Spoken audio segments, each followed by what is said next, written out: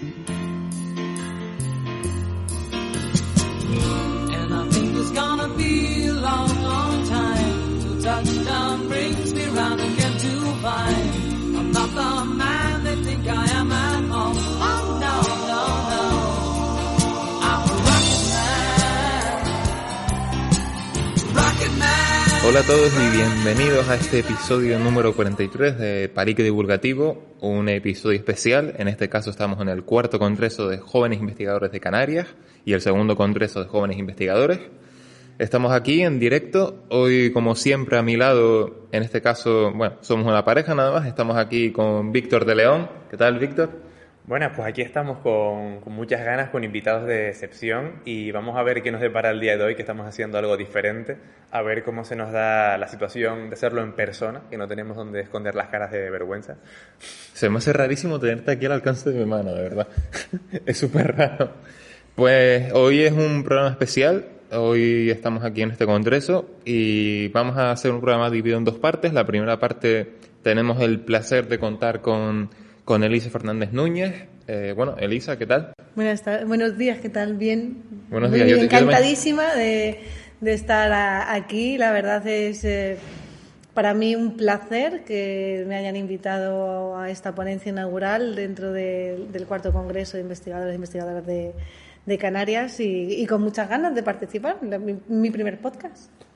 Mira, increíble. Y además, una cosa que dijo Elisa y que deberíamos recordar, que se la invitó para hacer la ponencia de apertura del evento. Es un evento de ciencia y además empieza por la puerta grande hablando de derechos laborales, que es una cosa que suele pasar un poco desapercibido, que no se suele dar cierta importancia. La verdad es que sí, es muy bonito y es emocionante el haber abierto este congreso no como investigadora, sino como cargo sindical que soy, hablando de derechos laborales en investigación, algo que yo he vivido personalmente, soy del sector, pero que no vengo a contarlo como investigadora, sino como vengo a contarlo como militancia sindical. Y esto es una novedad que realmente no sabéis la importancia que tiene, porque siempre se ha pasado muy de lado de hablar de las condiciones laborales del personal de investigación. Siempre hemos asumido que somos precarios porque la ciencia es así, porque la vocación es lo que tiene, pero no es así y hay que empezar a conocerlo y hay que empezar a lucharlo. Sobre todo la lucha, bueno, lo primero, para los oyentes que no la ubiquen, ella es doctora en ciencia, Biociencias moleculares, es que el nombrecito... Tenía el libro, mira, que son los nuevos doctorados de ahora, que tienen unos nombres un poco más extraños. Sí, bueno, y eres miembro de Comisiones Obreras, secretaria general de la parte de Administración General del Estado. Sí. Eres una activista bastante importante en el hecho de derechos laborales, la famosa marea roja, a favor de la investigación. Sí, de la investigación y en contra de la precariedad.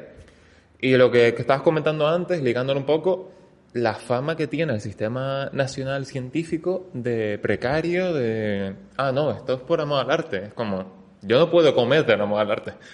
No sé, y a mí es una cosa que, bueno, me ha pasado a veces. Yo es verdad, no me dedico a la investigación, es una rama que descarté cuando estudié física. Pero cuando lo cuento a mis familiares, por ejemplo, el hecho de que, no, es que los investigadores tienen que hacer esto, esto y esto, ¿no? Y viven en estas condiciones. Entonces, ¿cómo es ese impacto en la sociedad en general, por ejemplo? Realmente la sociedad desconoce mucho cuáles las condiciones laborales en investigación, porque lo que les llega a la sociedad viene ya de una parte del sector que ya está estabilizada, que ya tiene un cierto reconocimiento, un cierto prestigio. Pero todos los que estamos por el camino todavía de alcanzar esa estabilidad, ahora es cuando se nos está empezando a dar voz. Y ahora es cuando la sociedad empieza a reconocer, a conocer cuáles son nuestras condiciones precarias, pero también mucho de este problema viene por parte de nosotras y de nosotros, y es que hemos interiorizado que es normal vivir así. Es normal trabajar gratis durante unos meses, es normal no llegar a más de 1.000 euros o poco mientras que estás realizando la tesis doctoral, es normal estar entre contrato y contrato en el paro trabajando para sacar adelante los artículos que te puedan dar lugar a un siguiente contrato. Lo hemos normalizado tanto y lo hemos romantizado tanto porque es la vocación científica, porque la ciencia tiene que avanzar, que incluso hemos sido parte del problema. Y es que además, Elisa ha hecho antes una ponencia que si hubiese sido por nosotros lo hubiésemos puesto el micrófono ahí y ya teníamos el programa completo porque ha sido una pasada. Y uno de los puntos con los que empezaba era una encuesta que hizo en sus redes sociales, en Twitter, en el que preguntaba a los investigadores si alguna vez habían trabajado gratis. No sé si era como un 80 y pico, 90 y pico por ciento. Más del 85% hemos trabajado gratis, porque yo me incluyo también. Sí. Sí. Yo también, yo no tanto como investigación, sino dentro de un laboratorio donde hacían sus cositas y demás, pues yo estaba de, bueno, a ver si me llega la beca de colaboración más adelante. Eso lo hemos hecho todos. Contando cajas. Por eso no levanté la mano, dije, no sé si esto cuenta como ciencia, pero bueno. Pero es que lo más sorprendente es que la siguiente pregunta hacías de...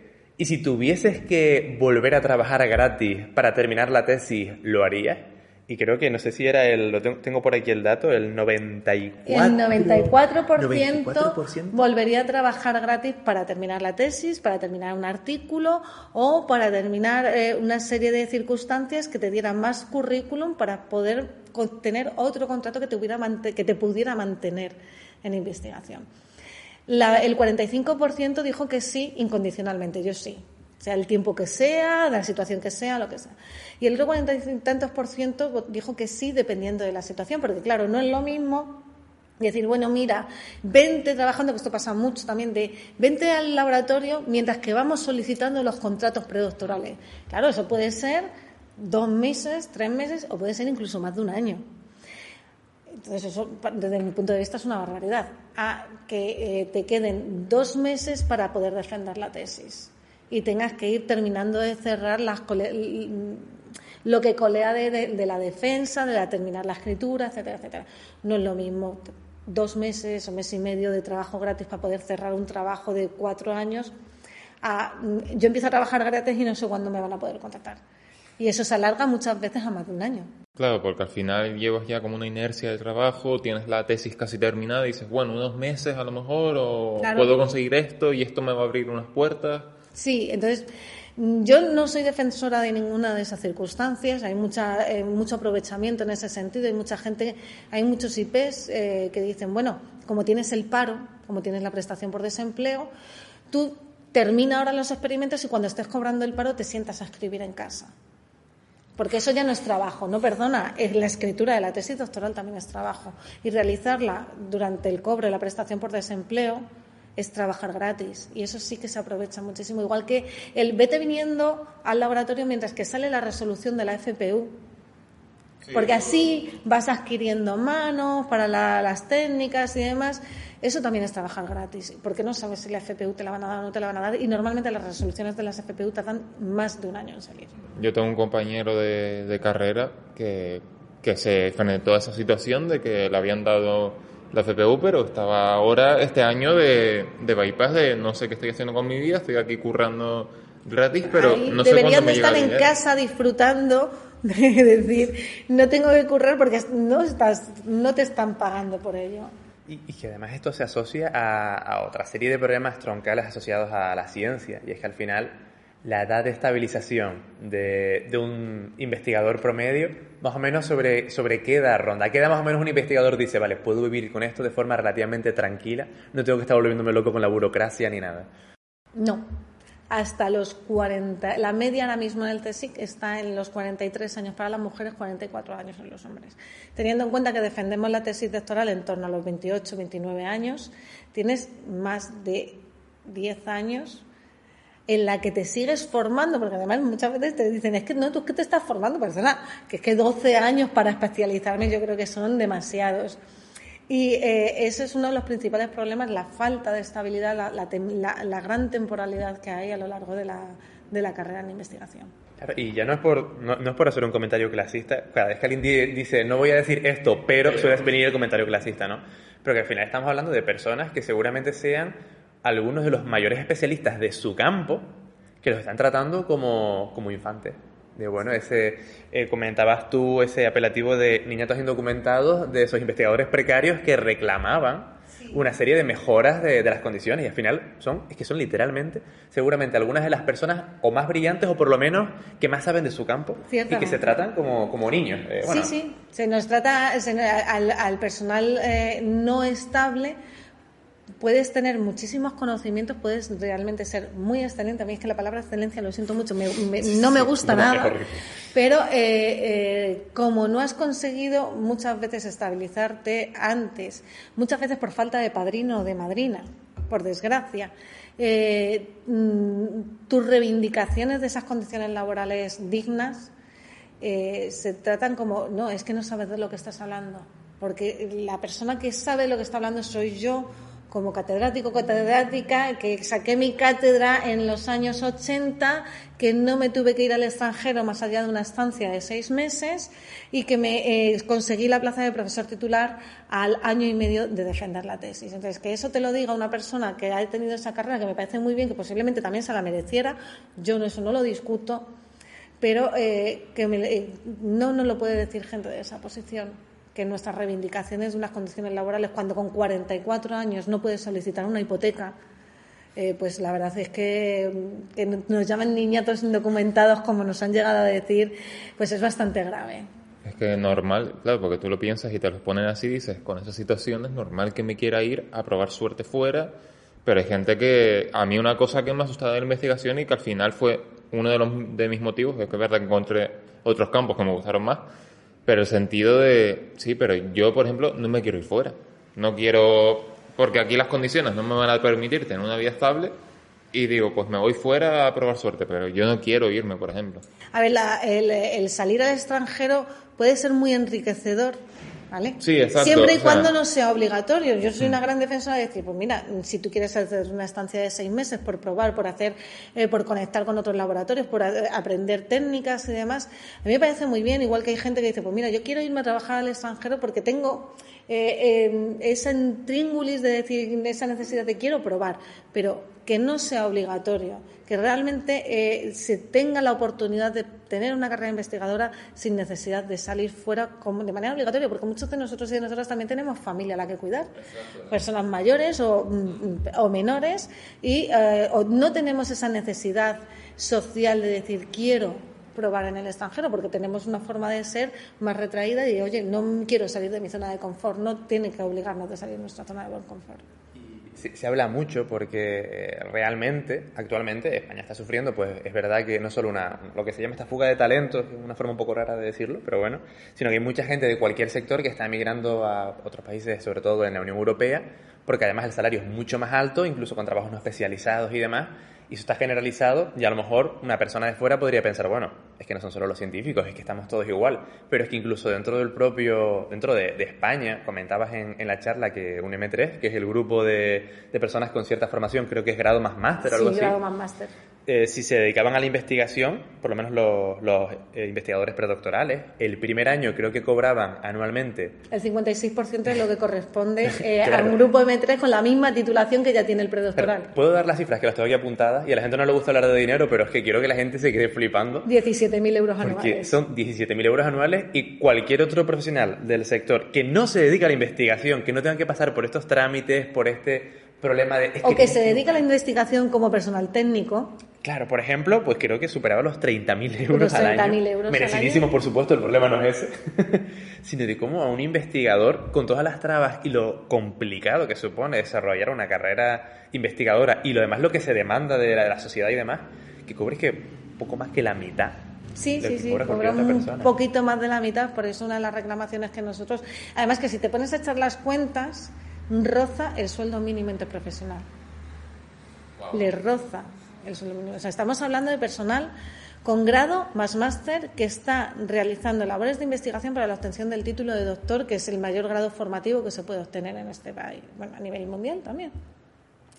Y estamos hablando que se le está pagando el sueldo mínimo interprofesional. O sea, esa es la importancia que se le da al personal de investigación en este país. El personal de investigación joven, que siempre dicen que es el futuro, ¿sí? Y que realmente, pues al final, si esto lo siguen manteniendo de esta manera, lo que van a conseguir es que no haya personal de investigación. Porque cada vez los jóvenes, la gente joven demanda más unas condiciones laborales dignas. Cada vez nos encontramos con más personas que dicen, yo es que trabajo en investigación, pues ¿qué quieres que te diga? Que me voy a una empresa y cobro el triple. Entonces nos estamos encontrando que hay universidades con una serie de áreas en las que no encuentran profesores para dar determinadas asignaturas, también por el salario que se cobra como profesor ayudante doctor, que es el paso un poquito más allá después de predoctoral. Entonces tenemos universidades, tenemos facultades donde no encuentran gente para cubrir esas plazas. Y yo, como digo, pay them more. Exacto. Se soluciona con salario y se soluciona siempre con salario y con condiciones laborales dignas. Y al final, también has estado muy implicada en la nueva ley de ciencia, en las enmiendas, nos has contado en la charla. Me he quedado sin vacaciones, este año me he quedado sin vacaciones.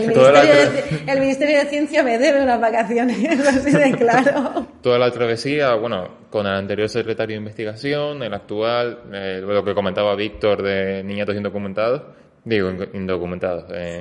Sí, ¿no? Niñatos indocumentados. Vale. Es muy fuerte, pero... Exacto, de repente lo he dicho en voz alta y digo, Dios, qué fuerte. No puede ser es fuerte, sí. ¿Y cómo ha sido ese proceso? El estar contra las enmiendas de los partidos, estar lidiando un poco con la clase política. A ver, ha sido duro, ha sido enriquecedor, entiendes muchas cosas, entiendes muchas veces que parte del gobierno o parte, de, en nuestro caso, del Ministerio de Ciencia no ha hecho más porque no le han dejado. Yo se lo reconozco.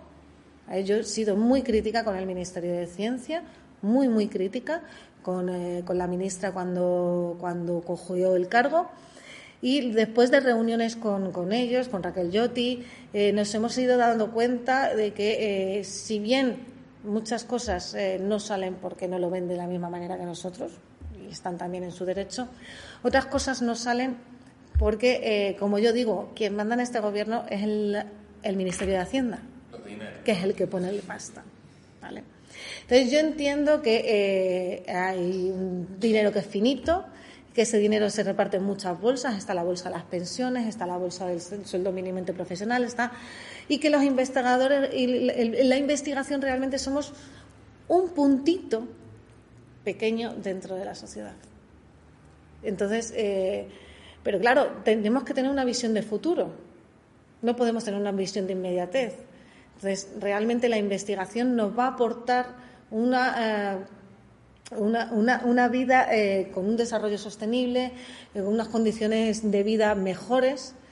Si no apostamos ahora por ella, seguramente en el futuro no la vamos a tener. Entonces, esa es la visión que le falta no al Ministerio de Ciencia, pero sí a gran parte de la clase política. Y que además se ve muy bien reflejado también, por ejemplo, otro dato que mencionabas era la cantidad de personal estable, por ejemplo, en centros como el CSIC, que cuando una persona de fuera oye hablar del CSIC es como, wow, uno debe ser los centros más prestigiosos de ciencia e investigación de todo el país. ¡Qué locura! Yo me acuerdo cuando entré a la carrera que alguien me decía, no, es que estuve ahí una temporada en el CSIC y yo, madre mía, qué pasada. Confirmamos, claro, porque mi percepción era la misma. Y después me comentabas que como el 44%... El 44% de la plantilla del CSIC es temporal. Es temporal, o sea, son personas que están ahí que dicen, bueno, el año que viene a ver a dónde me mandan. Bueno, si me mandan a algún lado, quiero decir, a ver si puedo seguir aquí más bien. Sí. Y que al final muchas veces los propios investigadores tienen que acabar haciendo labores de otra parte del personal de investigación por la que no le están pagando y que al final la parte principal de su tarea, de sus trabajos, se van quedando un poco como atrás porque es que no hay manos para sacar el trabajo. Eso es. Ahora mismo el 44% del personal del CSIC es temporal y tenemos una escasez bastante amplia en el personal, sobre todo de gestión, y el personal técnico. Tenemos servicios de centrales a mí es que no me gusta decir apoyo a la investigación, pero es como se conocen, pues servicios de microscopía, servicios de cultivo, servicios de resonancia, que se han estado cubriendo esos puestos con personal de garantía juvenil temporal durante 2 años. Entonces, claro, el encargado del microscopio electrónico de repente era una persona que acaba de llegar en prácticas de garantía juvenil. Y que siempre es una persona que acaba de llegar en prácticas de garantía juvenil. No es que dentro de 3 años ya sepa manejarlo, sino que se va y entra otra persona. Que se va y te entra otra persona. ¿Por qué? Porque no ha habido una oferta de empleo público para poner personal estable con conocimiento y con una carrera desarrollada ya especializada en eso. Claro, y entiendo que el investigador que está allí más estable tiene que estar explicando un poco bueno, no sé, o sea, esto es Sí, claro, luego tienes al personal investigador que realmente tiene que estar pendiente, pues eso, de conseguir financiación, conseguir personal, y claro, también tiene que estar pendiente de enseñar a esa persona que te llega cada 2 años de cómo funciona el microscopio, cómo funciona el equipo de resonancia magnética, y aparte que estamos hablando que son equipos súper especializados, que una persona que acaba de llegar no va a ser capaz de sacarle el rendimiento máximo a los experimentos que se pueden realizar con esos equipos, porque no los conocen, porque todavía no está totalmente formado. Entonces necesitamos plantilla estable no solamente de investigadores, sino también de personal de gestión, porque muchas veces tenemos un retraso enorme en la burocracia que nos ahoga a los investigadores, porque no tenemos personal de gestión que es quien se tiene que encargar de esa burocracia. Tienes al investigador realizando esa burocracia, dejando de lado lo que es su labor investigadora también. Es que, o sea, no sé si tenías alguna pregunta, Víctor. No, o sea, yo tengo aquí la lista de temas y es que, a ver, vamos a ver, es que con esa charla daba para rellenar 3-4 programas perfectamente, simplemente centrándose que si las enmiendas, que si cuándo sale esto, que si quién lo maneja y demás. Es un mundo. Y otra cosa que sí quiero destacar, que al principio de la charla, bueno, al principio, durante toda la charla, la verdad, destacabas la importancia de la militancia. Hablamos también antes de activismo, pero también sobre todo de militancia, de informarse, sindicarse, y si no te quieres sindicar, pues por lo menos aportar tu granito de arena, saber con quién puedes contactar. Preguntaban al final de la ponencia de que si una persona se encuentra en esta situación, ¿con quién puede contactar? Decías que, bueno, que con recursos humanos, y a partir de ahí ya empezar a moverse, pero al final sin esa militancia no vamos a ningún lado. La militancia, el activismo que ustedes han promovido se ha visto traducido en muchísimas mejoras para estos investigadores precarios. Sí, la verdad es que es una cosa muy importante porque, a ver, yo soy delegada sindical, ahora ya desde hace un mes justo soy secretaria general de la Administración General del Estado por Comisiones Obreras, y ahí me llama mucho la atención cuando me dicen ¿y qué hacen los sindicatos? Es que realmente no somos un ente que está ahí, que realmente echas una monedita y te sale el ente sindical a solucionarte la vida. No, los sindicatos, el personal que estamos en los sindicatos, igual que el que está en las asociaciones, somos personal propio de los centros, que tenemos nuestro trabajo propio, que tenemos nuestras líneas de investigación y que, aparte, nos intentamos enterar de cómo funciona esto y lo defendemos. ¿Qué es lo que pasa aquí? Que nosotros también se nos jubila la gente en los sindicatos. También se termina yendo al extranjero, mucho personal que también está dentro de los sindicatos. Entonces, necesitamos esta colaboración activa de la gente que se afilia. Necesitamos esta afiliación porque trabajamos gracias a la afiliación, pero necesitamos que esta afiliación se implique. Porque yo puedo conocer gran parte de lo que es la Administración General del Estado o del CSIC, pero yo lo que más conozco es en lo que yo he trabajado y las condiciones laborales de lo que yo he trabajado. Si a mí me viene alguien preguntándome de una universidad que está, por ejemplo, aquí en Canarias, le digo, tienes que hablar con los compañeros del sindicato de allí, porque yo no me conozco ese ámbito. ¿Qué es lo que pasa? Que muchas veces es que no tenéis. Pero porque no os implicáis y realmente tienen que ser la gente, los trabajadores y las trabajadoras de esos centros que se implique, porque esto mucha gente no lo sabe, y es que la representación legal de los trabajadores la tenemos los sindicatos. Y quienes estamos en la mesa de negociación, en los comités de empresas, peleando con las direcciones, con recursos humanos, somos los sindicatos. Y que nosotros, como les digo, si tú quieres cambiar algo, tienes que estar dentro para poder cambiarlo. El quejarnos por el pasillo no nos va a servir de nada. Porque quejarnos nos quejamos todos. Eso es deporte nacional, además, en este país. Sí, por supuestísimo. Sí, claro. Y en Twitter también, si no. Y también.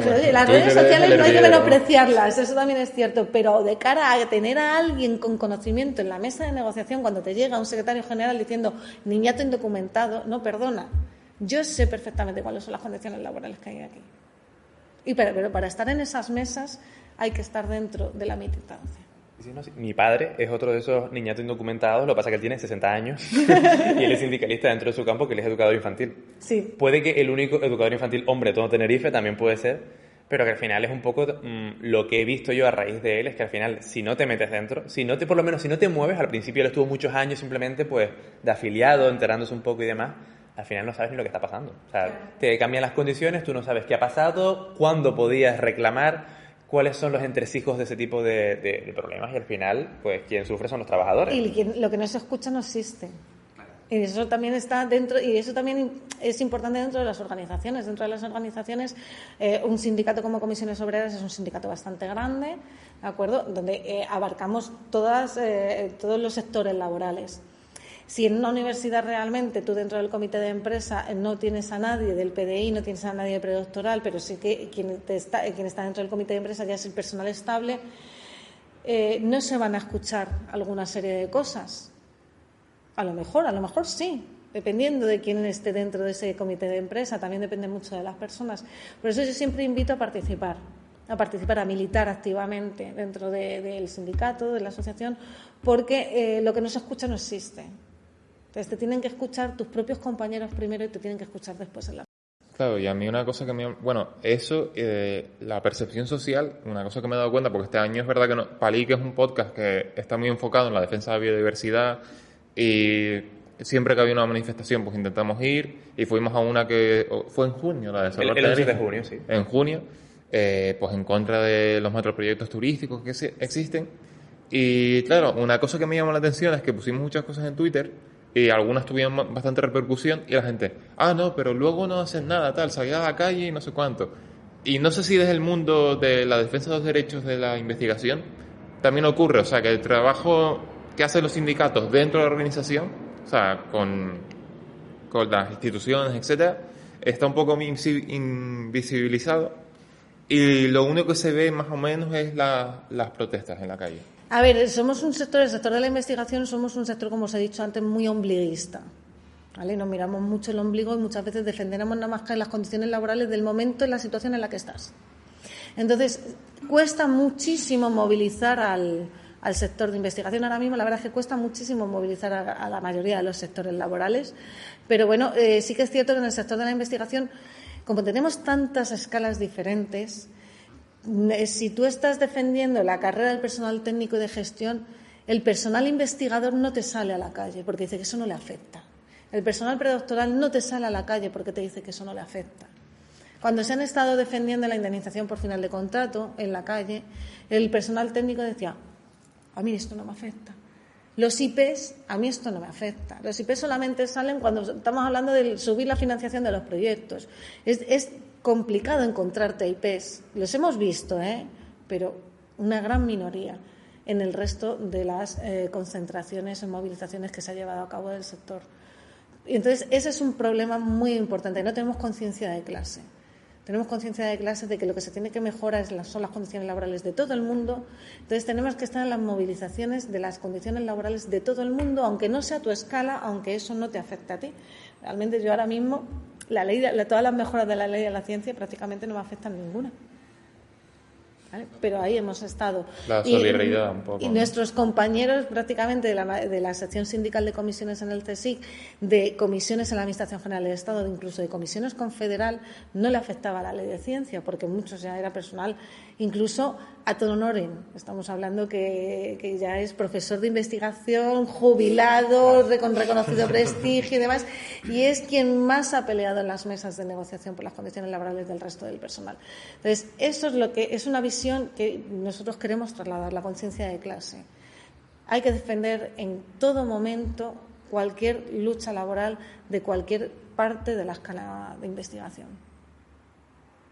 Totalmente, porque al final yo creo que es cuestión de solidaridad y solo el pueblo salva al pueblo, aunque quede como muy radical, pero es eso, o sea, si no nos apoyamos entre nosotros, luego nos putean, hablando mal y pronto. Entonces, claro, hay que salir, hay que luchar, y hay que luchar desde dentro también, que ese trabajo muchas veces está invisibilizado, que es lo que comentábamos antes, pero que está ahí, y que hay que participar en los sindicatos, que hay que participar activamente y defender los derechos de los trabajadores en general.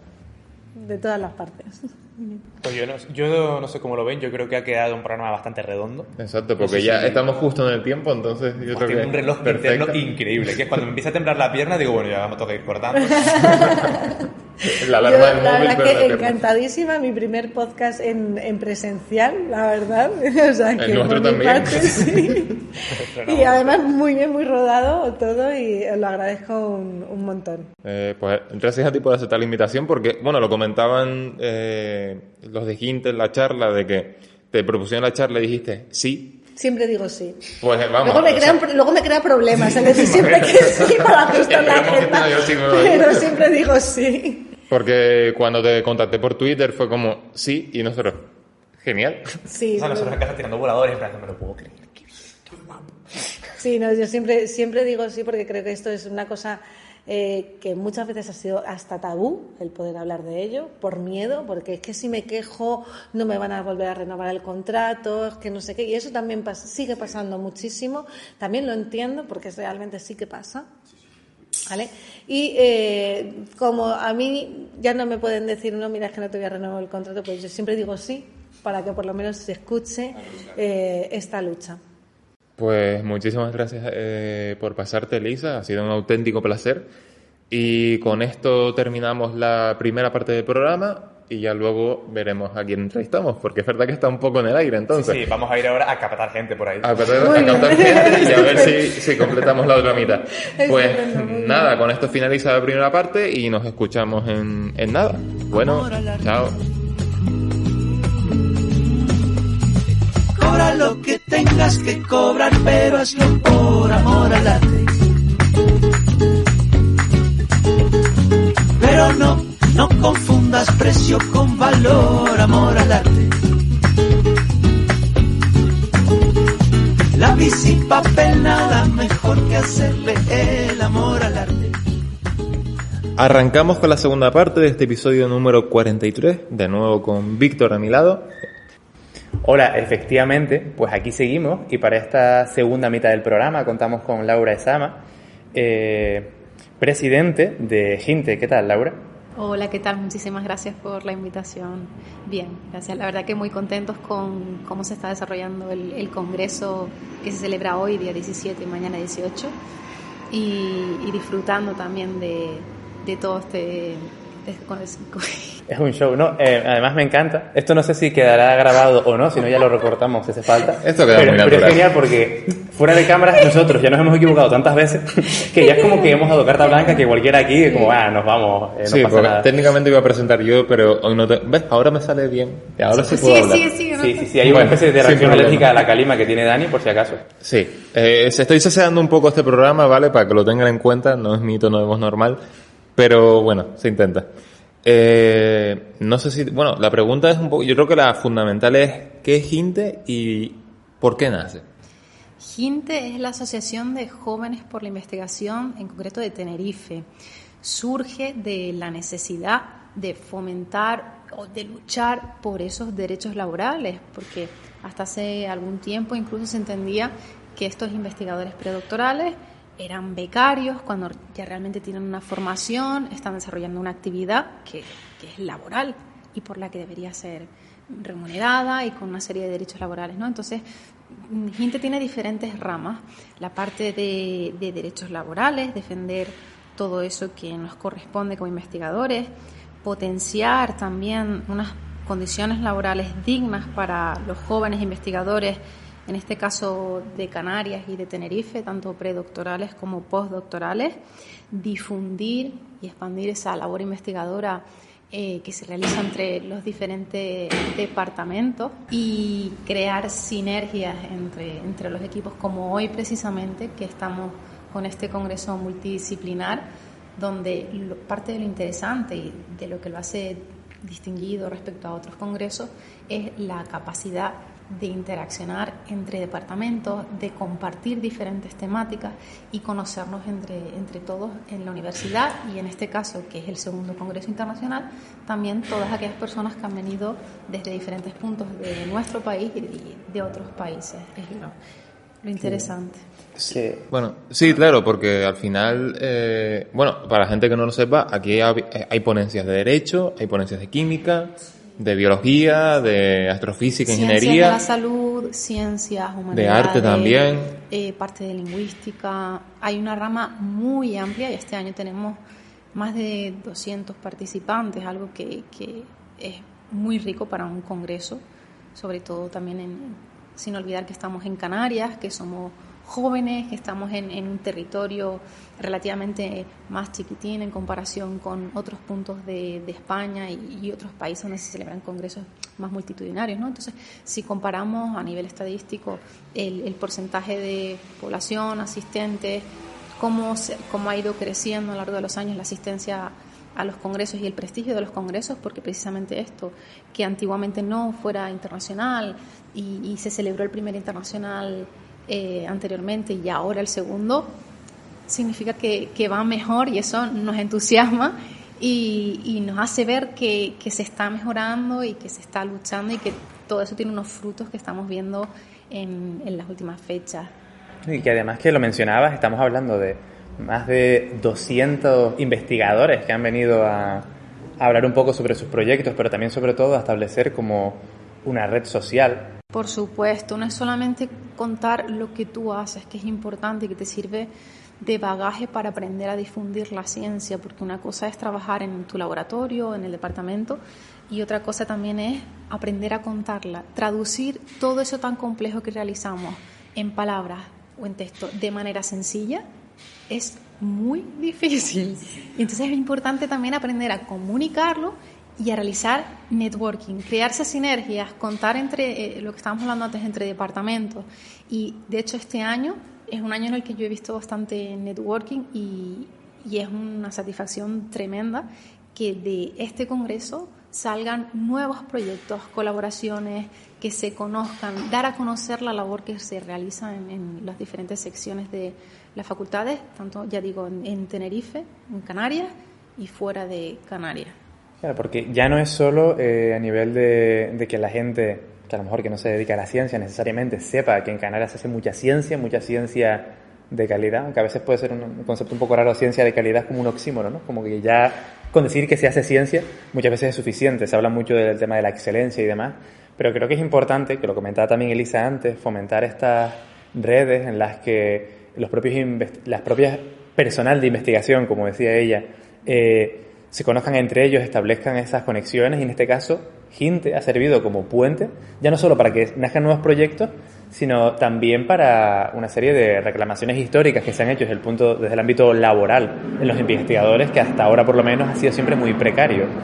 Mencionabas antes también el tema de que hasta hace poco a los investigadores predoctorales y que estaban empezando a doctorarse se les trataba como becarios. ¿Cómo han visto eso desde Ginte y cómo también se planea de cara al futuro para defenderlo? Esto es algo que no parte únicamente de la Junta Directiva actual, sino toda la trayectoria de la asociación y lo que han venido luchando los compañeros de las antiguas juntas directivas a lo largo de los años. Parte de una necesidad que no estaba cubierta y que había que trabajarla, no se estaba haciendo en ese momento y necesitaba reivindicación. Como comentaban esta mañana en alguna de las ponencias, cuando sucede algo y es necesario batallar por los derechos porque se reconozca, hay que salir.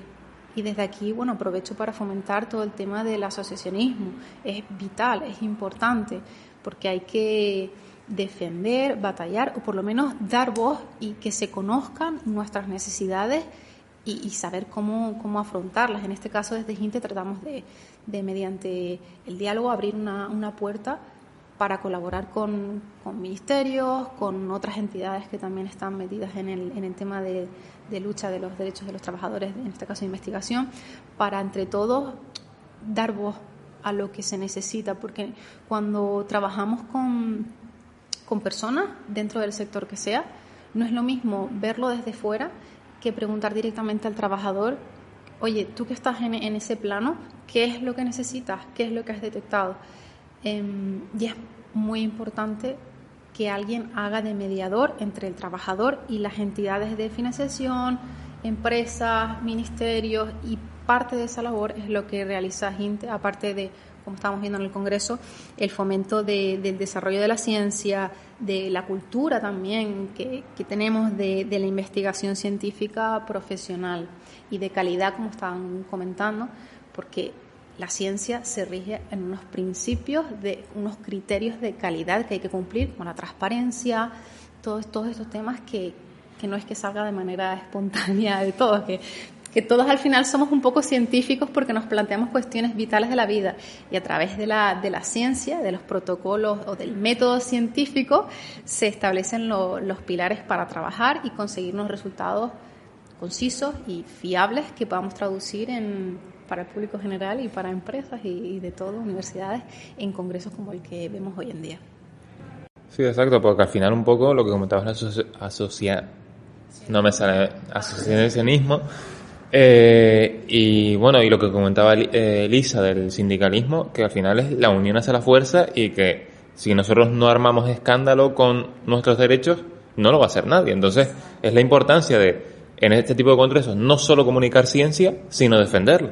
Por supuesto, y además ella comentaba algo muy interesante esta mañana, y eran las edades promedio de finalización de estudios de doctorado, de consecución en postdoc. Además mencionaba un punto especialmente importante y era la estabilización del puesto laboral una vez finalizado el postdoc, que realmente cuando estás de postdoc es cuando te ves sola y dices, bueno, aquí tengo que tirar para adelante, sigo en la rama de investigación, me dedico más a otras labores como la docencia. Y ella comentaba también que dedicarse, por ejemplo, a divulgación posterior a una investigación en lugar de seguir puramente investigación, no es que dejes de lado tampoco la labor investigadora, sino que a través de la divulgación se hace mucha tarea también relacionada con ese aspecto. Y algo vital también que mencionaba era eso, lo que estábamos comentando.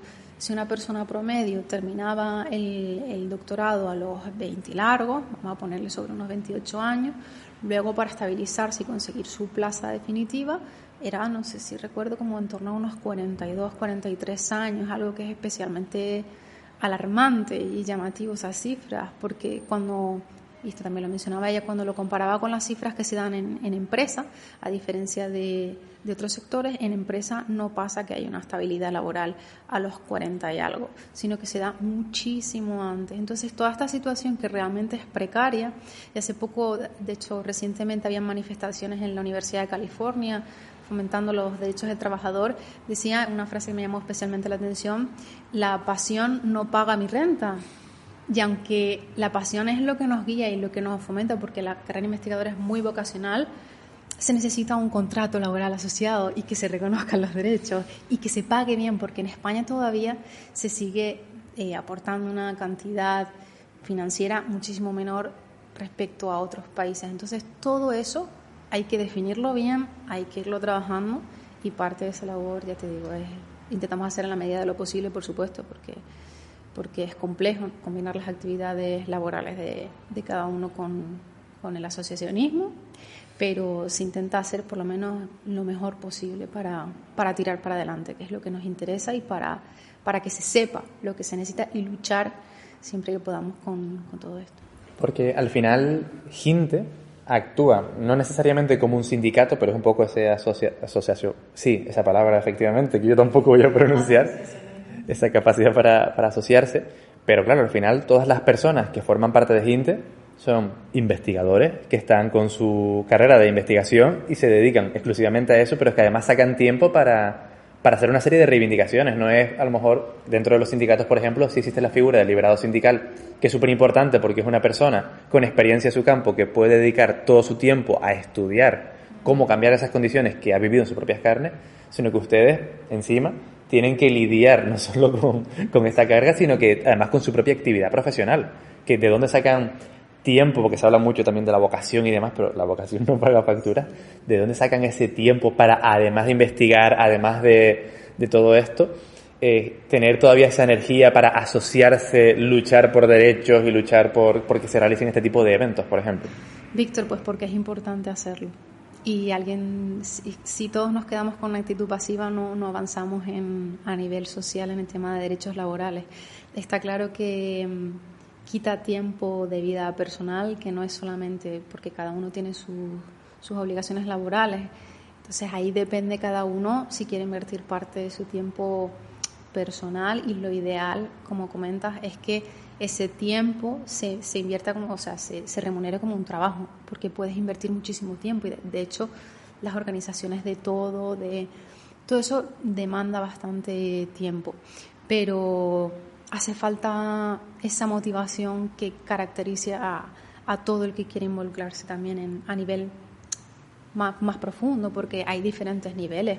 Uno puede, por ejemplo, si quiere colaborar, puede asociarse a Ginte, pagar una cuota y sabe que hay personas que son responsables, que se van a encargar de transmitir todo lo que esa persona necesite a entidades o todo este tipo de situaciones. Y luego ya uno puede seguir involucrándose más en la medida de lo que pueda. Hasta llegar a la junta directiva, en nuestro caso, que les invitamos, por supuesto, a animarse a colaborar. Lo recibimos con los brazos abiertos. Pero sí es una labor que demanda parte de la vida personal, porque no es un horario de 8 de la mañana a 3 de la tarde. Claro, pero sobre todo la ventaja que supone estar asociado en el sentido de tener ese colchón, pues se me presenta esta situación, pues puedo consultarlo con gente que sabe, que controla el tema, que puede vivir mi misma situación y que si en algún momento a mí me sucede algo, puedo recurrir a Por supuesto, a y ello. además algo que caracteriza a la Junta Directiva actual es que somos un grupo multidisciplinar, trabajando en diferentes ramas que incluyen parte jurídica, derecho, parte de ciencias de la salud.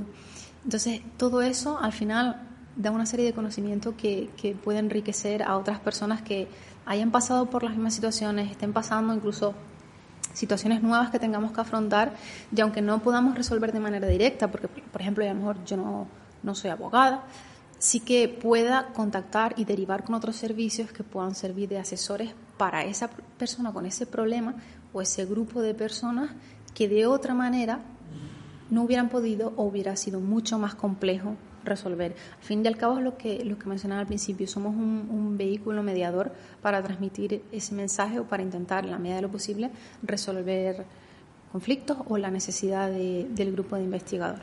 Claro. De hecho, una de las personas que entrevistábamos antes, que en el podcast ustedes lo escucharán más tarde, con los paliques HIC, nos decía que bueno, que ahora mismo no estaba pasando a lo mejor por su mejor etapa como dentro de la carrera investigadora, y también Ginte sirve como un poco de decir, oye, pues mira, seguramente hay ahí personas con más experiencias que esta persona en concreto que le pueda guiar, o si tiene problemas más serios, pues seguramente se pueda derivar y demás, y es un poco la importancia de que existan esta serie de grupos, que es verdad que determinados sectores de la población los ve como, lo decía antes Elisa, el concepto de niñatos indocumentados, no sé qué, no el caso de Ginte, sino el caso de que ella había vivido. Que están todo el día pidiendo y en verano saben cómo es el mundo real. Yo como, perdona, son personas que llevan muchísimo tiempo currando y que encima dedican parte de su tiempo a seguir formándose para establecer un tipo de luchas.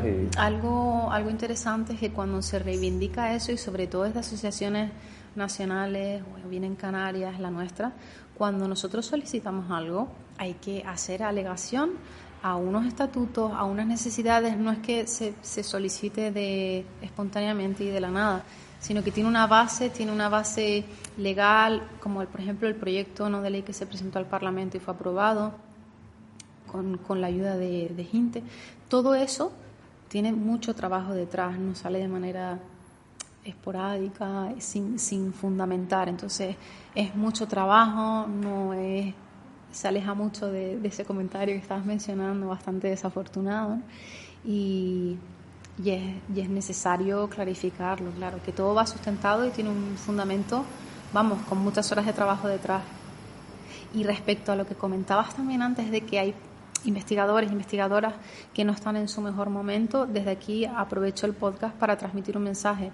Parte de la estadística que se observa es que, por desgracia, muchos de los estudiantes predoctorales, incluso postdoc, pero llamativamente en la etapa predoc se han realizado estudios y se ha observado que un gran alto porcentaje de estos estudiantes van a presentar algún episodio de ansiedad, depresivo durante la tesis doctoral. Entonces es vital, es imprescindible, es esencial o crítico que todas estas personas puedan, no me refiero únicamente a las que pasen por un episodio de estrés, que prácticamente vamos a hacer todos, porque una tesis es muy dura, sino que en general toda la comunidad pueda conocerse, pueda compartir experiencias más allá de la ciencia, decir, oye, estoy en una etapa de estrés porque tengo que entregar la tesis, lo que sea. ¿Qué estrategias puedo emplear, cómo lo afrontaste tú. Toda esa parte de vínculo social es muy importante y no se destaca tanto muchas veces. Y todos estos tipos de congresos, eventos, ferias de divulgación que también realizamos desde Ginte, pues pretenden eso, que se conozcan, que se apoyen, que haya esa parte de socialización que es vital para que una persona termine de manera eficiente y con la salud mental correcta su tesis doctoral o bien sus investigaciones como postdoc o ya su carrera investigadora. Claro, porque sería, bueno, el networking que decían antes en la presentación del evento, que se hace aquí, no solo profesional, sino que también puede ser emocional, en el sentido de que al final todo el mundo está viviendo una situación parecida de sacar la tesis adelante, eso puede conllevar una ansiedad, puede conllevar un estrés, afecta a la salud mental, que es una cosa que se está comentando mucho últimamente, y que con el apoyo de otra gente en tu misma situación, eso puede tirar para adelante, porque obviamente no es lo mismo. Pero a mí una cosa que sí aprecio en la carrera es que yo tengo claro que si no hubiese tenido los compañeros que he tenido, física lo hubiese pasado horrible. Uh-huh. Que obviamente hubo sus momentos malos, pero sí. El tener un montón de gente que está en tu misma situación, que te apoya, que se apoyan entre ellos, esa red de apoyo emocional, es muy importante. Y yo creo que eso se puede trasladar también a la tesis, ¿no? Tener ahí un support system, sí, tener un sistema de apoyo es imprescindible porque van a haber puntos álgidos de felicidad y emoción cuando consigues un contrato, cuando te publican un manuscrito, pero luego habrán etapas que tienes que echarle muchas horas de trabajo, vas a afrontar mucho estrés y hace falta un sistema de apoyo. Y es lo que comentabas también, Daniel, la parte de no solamente realizar un networking, sino ese networking, lo podemos llamar networking emocional, de empatizar con el otro y sentirte identificado o sentirte comprendido o comprendida, porque muchas veces nos pasa que en investigación, como es respecto a otros sectores laborales, como hay menos personas trabajando en investigación, desde fuera para el público general, cuesta entender qué hace un científico en el día a día. Y dar con personas que hacen, si no lo mismo, similar, depende del campo de trabajo obviamente, pero que realizan cosas similares en el mundo laboral, que te entienden, que sabes por lo que pasas, que saben cuántas horas tienes que echarle realmente y lo que supone a nivel emocional afrontar todo eso, es un alivio grande y es bonito y es importante poder conectar con otras personas porque al final lo que nos define en parte también como seres humanos es ese sentido de comunidad, de identificarnos, de socializar y es vital. Y es que además a mí me gustaría compartir una reflexión que hizo hace tiempo un amigo que está ahora con la tesis, de hecho está por aquí, a ver si lo podemos pillar luego para entrevistarlo, que es Daniel Miranda, que él decía que él muchas veces como sentía que la figura del investigador, sobre todo cuando estás haciendo la tesis, es una figura infantilizada. Dice, yo tengo ya casi 30 años y todavía incluso él a veces se llega a autopercibir como alguien que está aprendiendo, lo cual es cierto, pero también es un profesional del sector. De hecho, seguramente sea una de las personas que más sepa de su campo en el mundo, porque son además temas como muy concretos. Y aún así, la figura del investigador como que se infantiliza. Esa figura de, bueno, tú estás estudiando, ¿para qué te van a pagar o una beca y ya está, y demás? Ahora ya se habla de contrato y demás. Y al final aquí lo veíamos antes, que son personas que se llegan a estabilizar 43, 44 años, que es un disparate. Entonces, que haya gente que pueda comprender eso y que además luche porque eso no sea normal, porque eso se pague, que tenga una serie de pilares sobre los que cimentarse, es vital. Y esperemos que el día de mañana Ginte no haga falta, aunque me da que todavía queda mucho camino por mientras haga falta recorrer. Intentaremos estar. Pero sí, es lo que comentas es algo bastante interesante en el sentido de que nos vemos frente a una dualidad donde el investigador es un profesional porque ya tiene su carrera y hoy en día incluso tienes el máster para acceder a doctorado. Antes era un poquito diferente, no hacía falta el máster y a lo mejor hacías unas formaciones previas cuando te integrabas al doctorado. Bueno, nos actualizamos con los sistemas que se van exigiendo, pero sí que es verdad que nos encontramos con profesionales en un área que quieran ser expertos en un tema específico. Es como si hablamos, por ejemplo, que una persona ha estudiado el grado en psicología y le ha fascinado determinados aspectos de la salud mental y quiere especializarse en X patología. Por lo tanto, es una persona que ya es un profesional, que tiene bagaje, pero que al especializarse en algo, al hacerse experto o experta en algo, sigue aprendiendo. Depende de cómo se enfoque. Estamos ante una persona que es un aprendiz y una persona que es un profesional. Yo pienso que realmente estamos delante de un profesional, porque incluso cuando, sea en el sector que sea, cuando terminamos una carrera y nos integramos a trabajar, generalmente vas a seguir aprendiendo. Sea como un médico o lo que sea, no es que entres en el caso de los médicos, no es que entres a consulta y lo que aprendiste en la facultad ahí se quedó, sino que evolucionan los fármacos. Ahora mismo con lo del SARS-CoV-2, lo del COVID, todo eso se tiene que aprender. Por lo tanto, al final muchos de los sectores laborales están en constante formación, reciclaje, incluso entre los propios maestros también, que tienen que hacer todos estos reciclajes a nivel educativo para no estancarse, básicamente. Entonces, desde la investigación, o los investigadores tratamos de dar a conocer eso, que sí que es verdad que vamos a seguirnos especializando, pero que no partimos de cero, que ya hay una base, que lo que se va a hacer con unos criterios de calidad, y eso es importante darlo a conocer. Pues nos quedamos con esa reflexión sobre la evolución y sobre la importancia de que al final no son niños aprendiendo, sino son profesionales que continúan su formación, pero que se les debe tratar como los profesionales que son. Exacto. Entonces, pues nada, Laura, muchísimas gracias por pasarte. La verdad que ha sido un placer aquí palicar contigo. Gracias. Y nada, que esperemos que es lo que decía Víctor antes, que Ginte no haga falta en unos años, pero que mientras haga falta estaré presente. Estaremos aquí a piñón. Exacto. Sí. Pues, y con esto podemos ir cerrando el episodio y nos vemos la próxima semana con un palique más. Bueno, adiós. Hacerte tanto que al final te vas a hacer querer. ¿Qué hacer, qué hacer, qué hacer, qué hacer? ¿Qué hacer, qué hacer, qué acércate?